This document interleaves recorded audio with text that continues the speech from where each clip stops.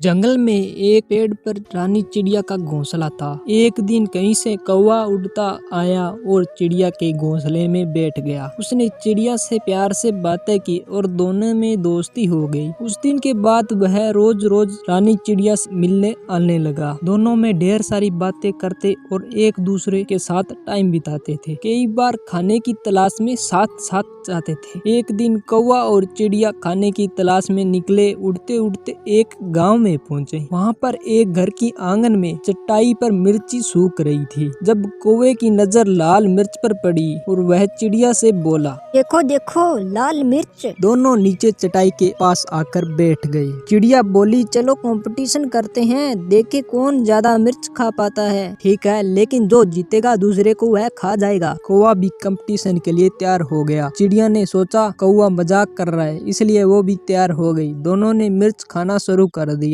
चिड़िया ईमानदारी के साथ मिर्च खा रही थी, लेकिन कौवा चिड़िया से नजर बचाकर बेईमानी करने लगा। कौवा कुछ मिर्च खाता और कुछ चटाई के नीचे छिपा देता। इस बेईमानी की वजह से कौवा जीत गया। जीत की खुशी में कौवा चिल्लाया, जीत गया, मैं जीत गया, मैं तुम्हें खा जाऊंगा। उसकी बात सुनकर रानी चिड़िया बहुत दुखी हुई। वह तो कौवे को अपना दोस्त समझती थी, लेकिन कौवे ने अपना असली रंग दिखाई दिया। कौवा चिड़िया को खाने के लिए उतावला होने लगा। तब चिड़िया बोली, ठीक है, तुम मुझे खा सकते हो, लेकिन मुझे खाने से पहले अपनी चोंच को साफ तो कराओ। पता नहीं तुम क्या क्या खाते हो, तुम्हारी चोंच तो बहुत गंदी रहती है। कौवा चिड़िया की बात मान गया और उड़कर नदी किनारे चला गया। जब उसने नदी से पानी मांगा तो नदी बोली, मैं तुम्हें पानी देने के लिए तैयार हूँ, लेकिन पहले एक मटका लेकर आओ, उसमें चाहे जितना पानी भर कर ले जाना। कौवा उड़ता हुआ कुम्हार के पास गया। सुनो, मेरे लिए एक अच्छा सा मटका बनाओ। कुम्हार बोला, मैं तुम्हारे लिए मटका तो बना दूंगा, लेकिन उसके लिए मुझे कुछ मिट्टी की जरूरत होगी।